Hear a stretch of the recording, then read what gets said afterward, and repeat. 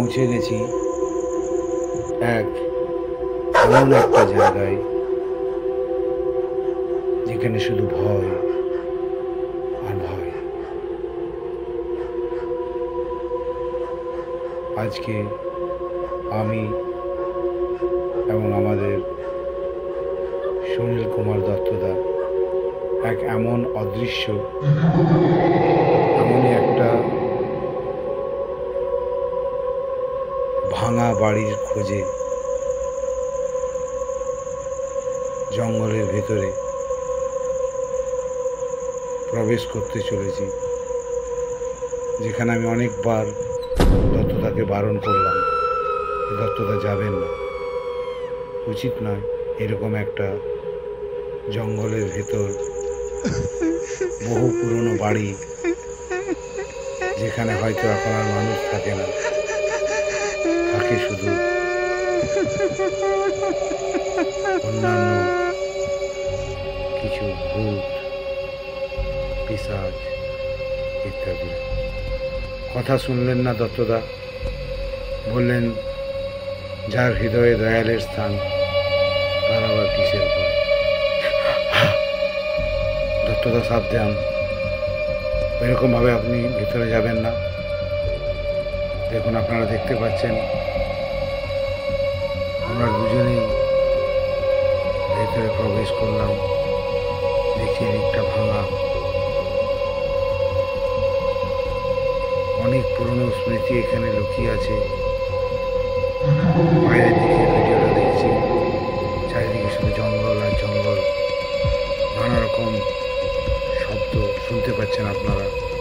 একটা অবাক, একটা যেন কেমন যেন ভয়, চারিদিকে গা ছমছম করছে। দেখুন পুরনো বাড়ির ছাদ, কত পুরনো বাড়ি এগুলো, চুনসুরখির বাড়ি এগুলো। এই একটা জায়গা যেখানে মনে হয় হয়তো আগে এখানে কোনো ঠাকুরের পুজো টুজো হতো, এখন অবশ্য কিচ্ছু নেই। দেখুন কত পুরনো, দেখুন গাছের ছাদ থেকে কত গাছপালা শিকড় ঝুলছে। সত্যি খুব ভয়ঙ্কর জায়গা। আমি এবং আমার দত্তদা, আমরা দুজনেই এই ভ্রমণে একে অপরের সাথে। আমার গাটা একটু সমসম করছে, কিন্তু দত্তদার মধ্যে খুব সাহস। উনি একটাই কথা বারবার বলছেন, বিকাশ তোমার যদি ভয় লাগছে তুমি শুধু ঠাকুরের নাম করো আর বন্দে পুরুষোত্তম মঙ্গল, দেখবে কোনো অশুভ শক্তি তোমার কোনো ক্ষতি করতে পারবে না। দেখুন বাড়ির ছাদগুলো দেখুন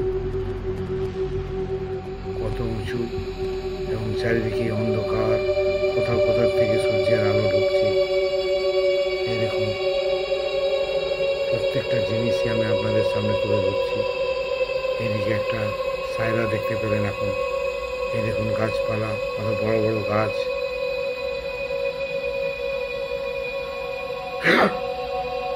সাবধান, এই জায়গাটা একটু ভয়ের লাগলো আমার। কে যেন আমার পিছন থেকে এগিয়ে এলো। দত্তদাকে বলছি বারবার, দত্তদা বাড়ি চলুন। দত্তদা বলছে বিকাশ তুমি ভয় পেও না, আমি আছি, আমাদের সাথে দয়াল আছে। ফোনটা তুলবেন না দত্তদা, দত্তদা ফোনটা তুলবেন না দত্তদা, প্লিজ, এটা ভূতের ফোন হতে পারে। দত্তদা প্লিজ ফোনটা তুলবেন না, তুলবেন না দত্তদা।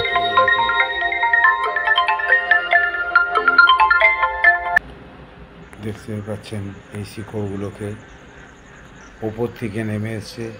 এই শিকড় ধরেই যত সব ভূত পিশাচ উপর থেকে নেমে আসে, এবং এখানেরা রাত্রে খেলাধুলো করে। দোল দোল দোলনি, রাঙা মাথায় চিরুনি, ভূত আসবে এখনই, বিকাশকে ধরে নিয়ে যাবে এখনই, বাঁচাতে আসবে আমাদের। আমরা সবাই একের প্রত্যেক দাদা বাবা। এই দেখুন আবার একটা বাড়ি। দত্তদাকে কত বারণ করলাম, কিন্তু দত্তদা কোনো কথাই শুনছিল না। আবার এই বাড়িটির দিকে দত্তদা এগিয়ে চলল। অবাক কথা, এই গাছটির পাশটাতেই একটি আছে বিশাল বড় পিপলের গাছ। আর আমরা শুনেছি ভূত কিন্তু এই পিপল গাছেই থাকে। আবার পেছনে আছে তেঁতুল গাছ। এই দেখুন সেই পিপল গাছ, কত বিশাল আকৃতি, কত রকমের ভূত পিশাচ পেঁচা এর মধ্যে আছে।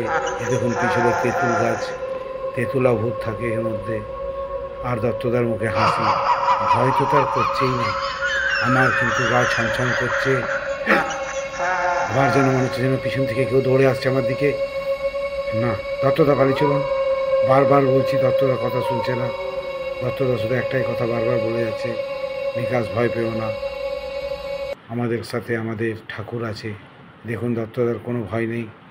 দেখুন কত বড় বড় গাছ পালা, চারিদিকে শুধু জঙ্গল আর জঙ্গল।